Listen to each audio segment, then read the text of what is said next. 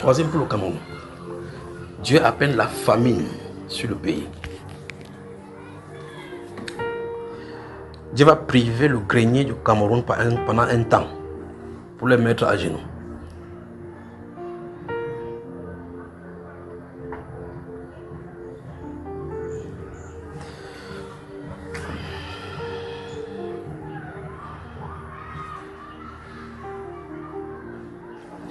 Donc la privation de cette denrée pourra amener donc la rareté des choses sur le marché et par conséquent la cherté. Vous voyez les conséquences de ces choses, c'est-à-dire que les choses que vous voyez là, au devant de vous, les tomates sont vulgaires. À un moment donné, Dieu refuse à la terre de produire.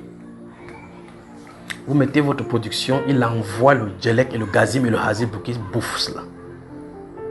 Vous voyez la grande armée qui va parcourir le pays. Dans la peste. Ça parcourt et puis ça détruit les cultures. Maintenant, il parle au sol, que ne donne pas la nourriture. En tout cas, Dieu a ses façons à lui. S'il dit au sol, ne pas donner. Même si vous faites n'importe quoi, ça ne donne pas. Alors, qu'est-ce qu'on va faire lorsque ces choses arrivent sur le pays, la famine qui arrive? Mais c'est pas là, c'est pas pour ce que je suis en train de parler là maintenant, c'est pas maintenant là. Qu'est-ce qu'on doit faire? Qu'est-ce qu'on doit faire? Qu'est-ce qu'on doit faire?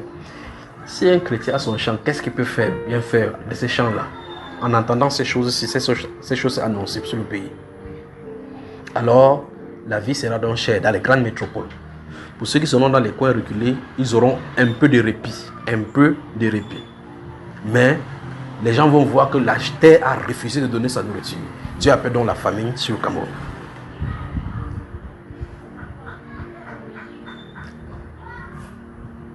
Que Dieu vous bénisse.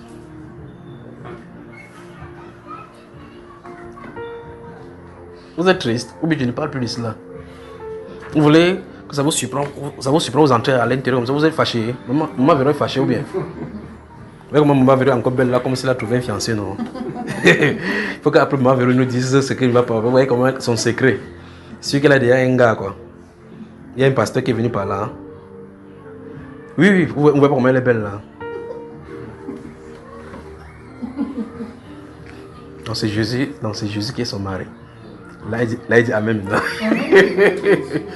Alors, ouais, il vous a fait sourire maintenant. Mais la famine arrive sur le pays.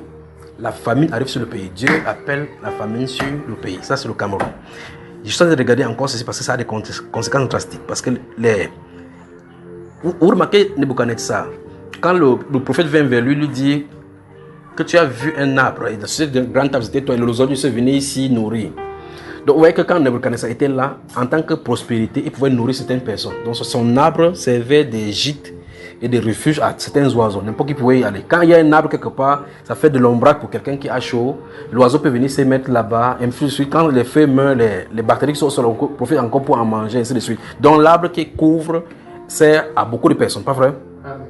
Si le Cameroun n'a pas de nourriture suffisante, qu'en est-il du Tchad, de la Guinée équatoriale, le Gabon?